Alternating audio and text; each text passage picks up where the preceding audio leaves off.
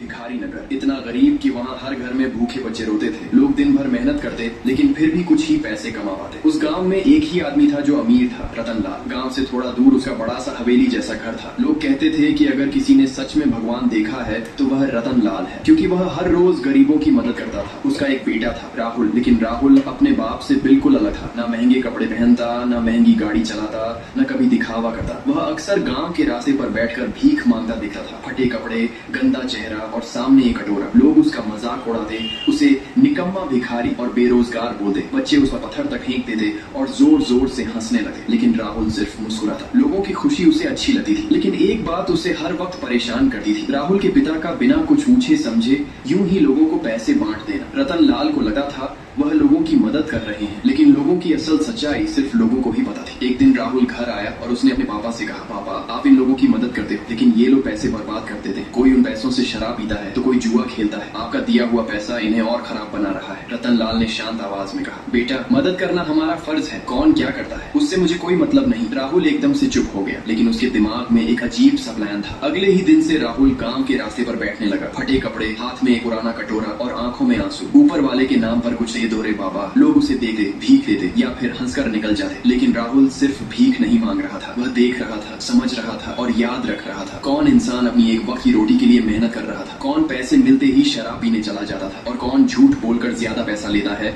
और अपनी जिंदगी मजे से जीता है। राहुल का मास्टर प्लान तैयार हो चुका था। उस रात पूरा गांव सो रहा था और रतन लाल भी अपने घर में सो रहे थे। तभी गांव में एक काली गाड़ी आई। उसमें से कुछ गुंडे उतरे और वे रतन लाल के घर में घुस गए। उन्होंने पहले रतन लाल का सारा पैसा चोरी किया, फिर रतन लाल को ही अपने साथ ले गए। सुबह गांव में सबको पता चल गया रतन लाल का अपहरण हो गया है। सारे लोग परेशान थे, राहुल भी बहुत परेशान था। तभी उसका फोन बजा। सामने अपहरण करता थे। उन्होंने कहा, अगर तेरा बाप तुझे चाहिए तो 10 लाख रुपए तैयार रख। राहुल ये सुनते ही हैरान हो गया, लेकिन गुंडों ने गुस्से में कहा, हम कुछ नहीं जानते, बाप चाहिए तो पैसे तैयार कर। राहुल बहुत परेशान हो गया, अब इतने सारे पैसे कहाँ से लाऊं? तभी राहुल की नजर गांव वालों पर गई। राहुल उनके पास गया और बोला, मेरे पापा की जान खतरे में है, उन्हें बचा लो। लेकिन हर आदमी जो था, किसी ने उसकी मदद नहीं की। सबने पैसे देने से मना कर दिया। राहुल का दिल टूट गया, फिर भी उसने हार नहीं मानी। राहुल गांव में गया, लोगों के घर जाकर बोला, मेरी मदद करो, मेरे पापा को गुंडों ने किडनैप कर लिया है, उन्हें बचा लो। गांव वाले शांत हो गए और बोले, राहुल हमें माफ करना, हमारे पास पैसे नहीं है। राहुल चुप हो गया और घर जाने लगा, लेकिन तभी उसकी नजर अंदर रखे पैसों पर पड़ी। वह हैरान रह गया। राहुल शाम तक पैसे न दे पाने की वजह से गुंडों ने रतन लाल को मार दिया। अगली सुबह रतन लाल की लाश गांव के बीच मिली। राहुल रो रहा था, लेकिन गांव वाले बहुत खुश थे। अच्छा हुआ बूढ़ा मर गया, वे लोग खुश हो रहे थे। लेकिन तभी अचानक रतन लाल उठ खड़ा हुआ। गांव वाले चौंक गए। असल में ये सब राहुल का प्लान था, अपने पापा को गांव वालों की असली सच्चाई दिखाने के लिए।